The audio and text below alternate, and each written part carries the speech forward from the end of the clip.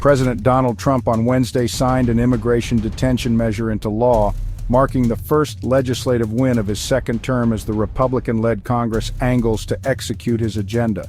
The House gave its final approval of the bill in a 263 to 156 vote last Wednesday, with 46 Democrats joining all Republicans in favor. The measure also passed the Senate last week in a 64 to 35 vote, with 12 Democrats breaking with their party to back it. Trump opened his remarks with a victory lap, crediting his immigration agenda for his victory in the election and thanking the Republican and Democratic lawmakers who sent the bill to his desk. Trump: "That's why I'm here instead of somebody else. Actually, it's the biggest reason," Trump said in remarks in the East Wing of the White House as he touted what he called the landmark law that is going to save countless innocent American lives.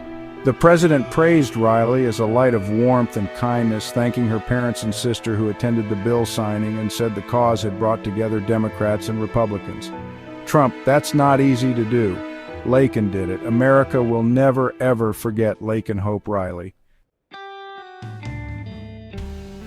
Written by Representative Mike Collins, Republican from Georgia, the Laken-Riley Act bears the name of the nursing school student who was murdered last year in Athens, Georgia. A Venezuelan citizen who had entered the United States illegally was convicted of her murder and sentenced to life in prison without the possibility of parole. In 2023, Riley's killer was released after being charged in New York and again after stealing in Georgia, Trump said. The president said the law would save countless lives and credited it as a perfect, incredible tribute to an unbelievable young lady.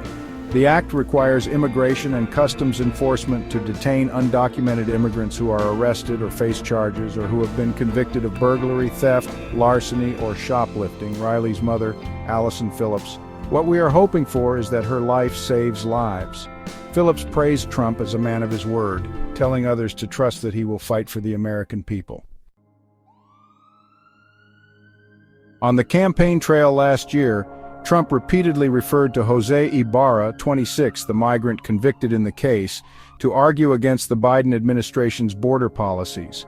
Trump on Wednesday also said he would instruct the Departments of Defense and Homeland Security to begin preparing a 30,000-person migrant facility at Guantanamo Bay to detain the worst criminal illegal aliens threatening the American people, calling it a tough place to get out of.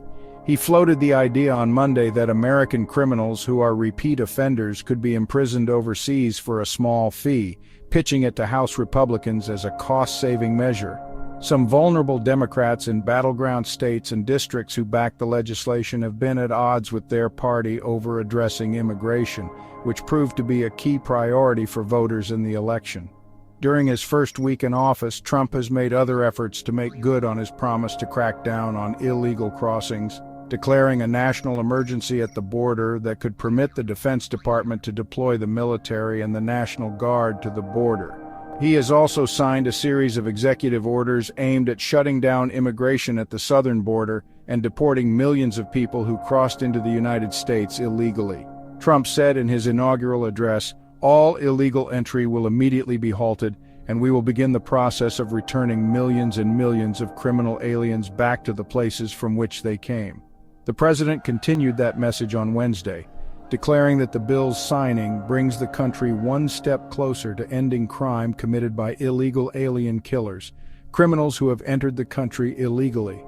Standing before rows of lawmakers, including Democratic Senator John Fetterman of Pennsylvania and others, Trump said Congress could do more and should act to provide full funding for the complete and total restoration of U.S. borders, as well as financial support to remove record numbers of illegal aliens.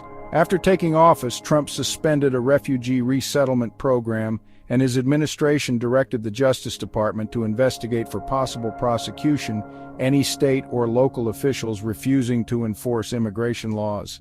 And last week, Senate Budget Committee Chair Lindsey Graham, Republican from South Carolina, said Republicans are aiming to supply Trump with $100 billion to fund his planned crackdown on illegal immigration. Republicans are exploring the budget reconciliation process to bolster Trump's border security budget without Democratic support. Trump said, "It's a landmark law that we're doing today. It's going to save countless innocent American lives. This is something that has brought Democrats and Republicans together that's not easy to do. The bill aims to make it easier for officials to detain undocumented migrants who are charged with committing crimes, further expanding the list of offenses that would need mandatory holding. The Rileyy Act mandates the Homeland Security Department to take into custody illegal migrants who are charged with crimes that resulted in death or serious bodily injury to another person. The list of crimes also includes assaulting law enforcement officials, as well as lesser offenses like burglary, larceny, or shoplifting. The act empowers the state officials to sue the federal government if they think it is not enforcing the law, a Bloomberg report said. Notably, the bill is named after a young nursing student from Georgia who was killed by an undocumented migrant in 2024, a case which became a turning point in the debates over immigration and border security. At the signing ceremony of the bill, Laken Riley's parents and sister also joined the U.S. president. Trump said, "This horrific atrocity should never have been allowed to happen, and as president, I'm fighting every single day to ensure that such a tragedy never happens again." So friend, if you loved my video, please like, share, and subscribe to my YouTube channel. Thanks a lot.